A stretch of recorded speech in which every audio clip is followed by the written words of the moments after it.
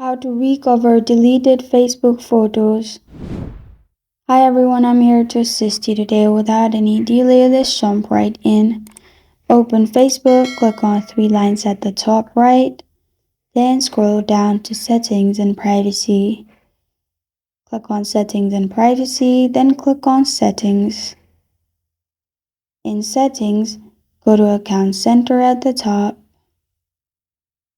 Then go to Your Information and Permissions. After you click on it, you'll find this kind of screen pop up. Click on Download Your Information. Then Download or Transfer Information. Select your Facebook account and press on Next.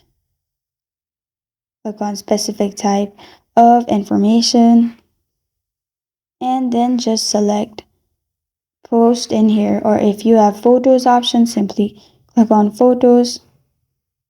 I'll simply select Post and press on Next at the bottom. After that, click on Download to Device. You can also transfer to any device.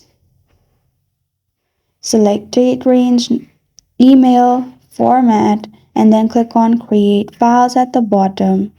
After that, your information or your photos will be recovered and will be sent to your email that you confirmed in here. And this is how to recover deleted Facebook photos.